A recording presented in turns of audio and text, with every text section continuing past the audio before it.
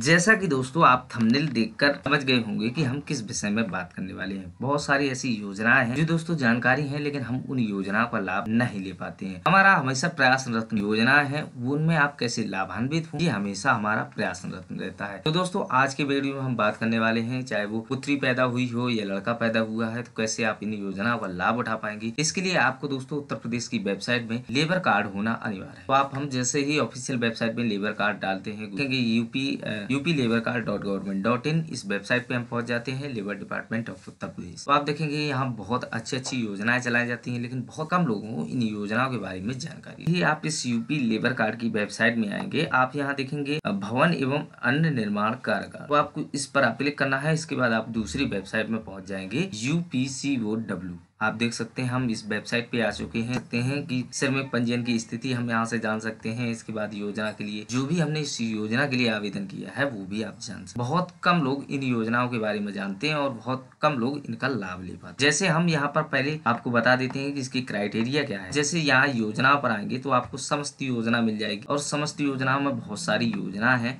आप देख सकते हैं कि जिस योजना के बारे में हम बात कर रहे हैं उस योजना का नाम है शिशु एवं बालिका मदद योजना। बहुत कम लोगों को इन योजनाओं के बारे में जानकारी रहती है और बहुत कम लोग खासकर रूरल इलाके के इन योजनाओं का लाभ ले पाते हैं। तो सबसे पहले इसकी पात्रता हम समझ लेते हैं। इसकी पात्रता मातृत्व एवं शिशु लाभ हेतु श्रमिक का प्रथम 2 प्रसव तक सीमित है। मतलब जो 2 आपकी प्रसव होंगे, केवल 2 प्रसव तक ही इसका लाभ दिया जाता है। इसके बाद मातृत्व हित लाभ महिला श्रमिक की दशा में ससंगत प्रसव में ही दे होता है। मतलब जो इसका लाभ है, जो महिला किसी भी हॉस्पिटल में जो संस्थागत हो, सरकारी हॉस्पिटल में प्रसव कराता है, तभी इन योजनाओं का लाभ दे। ऐसा नहीं कि आपकी डिलीवरी घर पर होती है तब उस स्थिति में आपको इस लिए लाभ नहीं दिया जाता है। तीसरे में आप देखेंगे बालिका मदद योजना का लाभ पहली कन्या संतान एवं दूसरी संतान में बालिका होने पर हित लाभ दे। संतान दंपत्ति में कानूनी रूप से गोद ली गई बच्ची भी दे।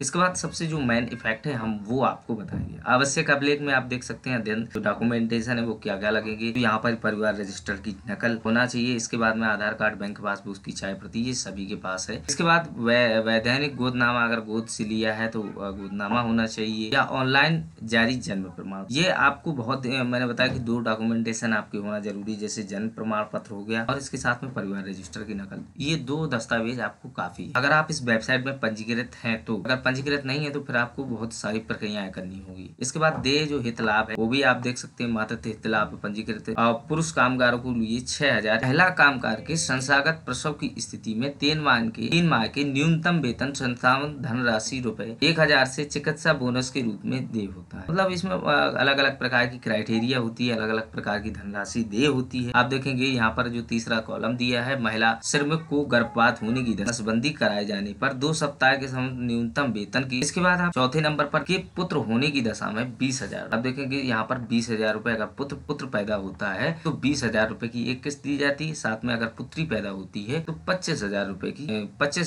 की किस्त दी जाती है। तो ये तो हमने समझ लिया यहाँ पर। इसके बाद कानूनी गोदनामा के लिए बोला जा रहा है यहाँ पर 50,000 रुपए की भी राशि। आप देख सकते हैं परिवार में पहली संतान बालिका होने तथा दूसरी संतान में भी बालिका होने की दशा में तथा कानूनी रूप से गोद ली गई बालिका की दशा में ₹25,000 तथा समाधि जमा एवं जन्म दिव्यांग बालिका की दशा में जो दिव्यांग बालक अगर पैदा होता है तो 50,000 रुपए की भी इसमें सहायता। हमने यहाँ पर डिक्लेरेशन को पढ़ लिया। अब डिक्लेरेशन को हम शुद्ध और सिंपल भाषा में बता देते हैं। आपके पास जो डॉक्यूमेंटेशन होना चाहिए वो यहाँ पर आपका जन्म प्रमाण पत्र होना चाहिए बच्चे का, इसके साथ में परिवार रजिस्टर की नकल, और जो इसका आवेदन है वो यहाँ पर 3 महीने के भीतर ही आपको करना हो। जो इसमें मेन पॉइंट है वो ये है कि आपका कम से कम 100 दिन का कार्य होना अनिवार्य है वित्तीय वर्ष में। वित्तीय वर्ष का मतलब है जैसे 22-23 चल रहा है तो इस वित्तीय वर्ष में हो सकता है, या 21-22 में भी हो सकता है कि आपने कोई कार्य 100 दिन का होना चाहिए। मनरेगा में या किसी और भी विभाग में जो भी पंजीकृत हो उसमें आपका कार्य होना अनिवार्य। तो दोस्तों आप सिंपल भाषा में समझ गए होंगे कि मैंने बताया कि 100 दिन का कार्य होना आपका वित्तीय वर्ष में अनिवार्य है, और इसके साथ साथ में इस वेबसाइट में पंजीकृत होंगे तभी आपको ये लाभ मिलेगा।